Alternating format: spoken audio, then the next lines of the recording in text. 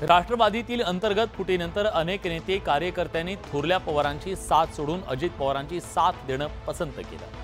मात्र लोकसभा निवडणुकांपर्यंत पवारांसोबत असलेल्या काही जणांची नाराजी उफाळून आली। राष्ट्रवादी शरदचंद्र पवार पक्षाचे युवक राष्ट्रीय अध्यक्ष धीरज शर्मा यांनी सोमवारी पवारांची साथ सोडून अजित पवारांच्या राष्ट्रवादीत प्रवेश केला। धीरज शर्मांपाठोपाठ युवती अध्यक्षा आणि लेडी जेम्स बॉन्ड अशी ओळख असलेल्या सोनिया दुहानही राष्ट्रवादीत प्रवेश करणार असल्याची चर्चा आहे। पार्टी ज्वाइन नहीं की है और ना ही पवार साहब को छोड़ा है। दुहान यांनी सुप्रिया सुळेंच्या नेतृत्व गुणांवर सवाल उपस्थित केले। ये पवार साहब की डॉटर, उनकी बहुत इज्जत है, डॉटर होने के नाते से उनकी बहुत इज्जत है, बट मुझे बड़े खेद के साथ कहना पड़ेगा वो हमारी लीडर नहीं बन पाई। सुळेंच्या आजूबाजूचे लोक कारस्थान रचत असल्याचा आरोप त्यांनी केलाय।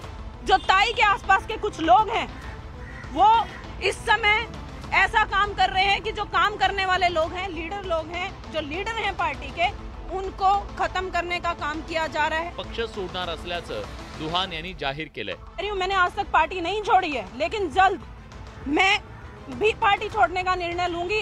सोनिया दुहान यांनी थेट सुप्रिया सुळेंच्या नेतृत्वावर सवाल उपस्थित केले। त्यामुळे शरद पवार यांच्या पक्षात नेमकं काय सुरू आहे असा प्रश्न निर्माण होतोय।